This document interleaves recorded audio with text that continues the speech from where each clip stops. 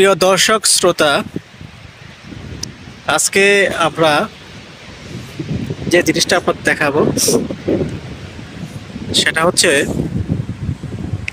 টেকনাফের শিপ ব্রিজে সাগরের কূল ঘেঁষেই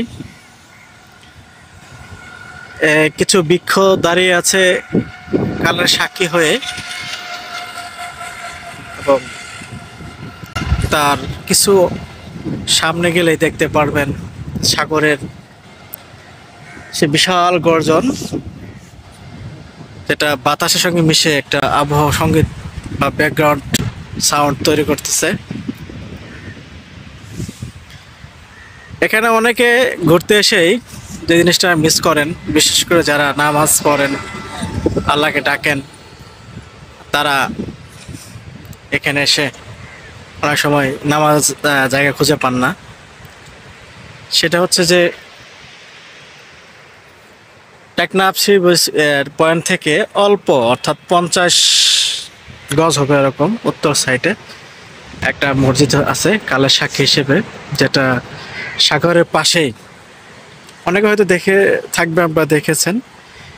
এইখানে আপনারা আসলে নামাজ পড়তে পারবেন, যেটা মসজিদটা অনেক দিন আগে করা হয়েছে বলে মনে করা হয়, এবং এটাতে আধুনিক স্থাপনার অনেক নিদর্শন এখানে খুঁজে পাওয়া যায়।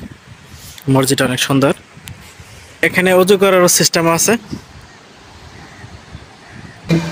মসজিদটার উত্তর পাশে অজুখানা আছে, অজু করার সিস্টেম আছে, এবং এখানে পণ্য শোষণের ব্যবস্থা আছে। প্রাকৃতিকটাকে দূরে কোথাও না যাইতে থাকলে কাছে খুলে সারতে পারবেন। দিন শেষে একটা মনোমুগ্ধকর পরিচিত নতুন করে আবিষ্কার করতে পারবেন। নিজেকে প্রকৃতির মাঝে খুঁজে পাবেন। টেকনাফের স্থানীয় সুন্দর মসজিদটি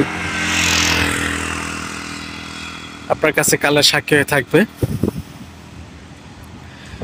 সবাই ভালো থাকবেন, সুস্থ থাকবেন।